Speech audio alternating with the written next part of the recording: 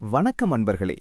அறுபடை வீடுகளில் ஒன்றான தஞ்சை மண்ணில் வீற்றிருக்கும் சுவாமிமலை முருகனின் அற்புத கதையை இன்று நாம் அறிய இருக்கிறோம்.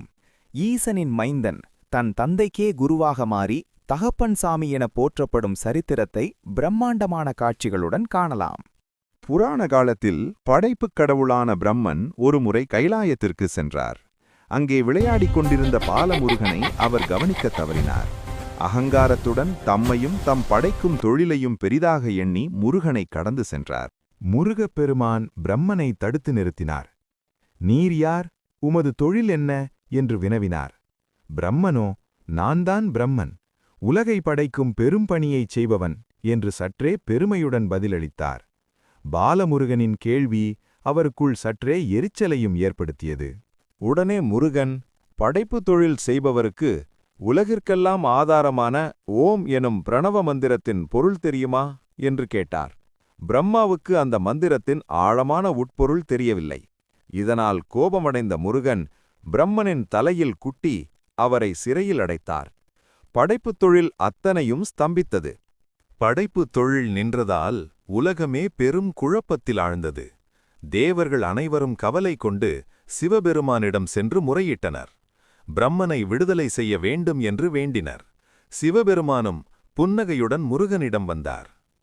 மகனின் ஞானத்தைக் கண்ட சிவபெருமான் புன்னகையுடன், அப்படியானால் அந்த பிரணவ மந்திரத்தின் பொருளை எனக்குச் சொல்வாயா என்று கேட்டார்.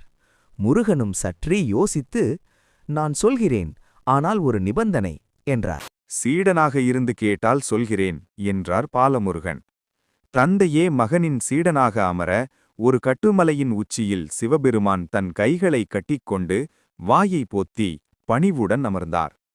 பாலமுருகன் கம்பீரமாக தன் தந்தையின் செவியில் பிரணவ மந்திரத்தின் நுட்பமான இரகசியத்தை உலகிற்கெல்லாம் ஆதி மூலமான பரம்பொருளுக்கு உபதேசித்தார்.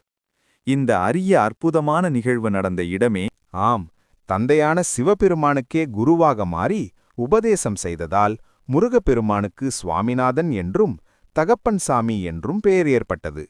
உலகிற்கெல்லாம் குருவான ஈசனுக்கு குருவாக இருந்ததால் சுவாமிமலையில் முருகப்பெருமான் ஞான குருவாக வீற்றிருக்கிறார். இந்த ஆலயத்தில் 60 படிகள் உள்ளன.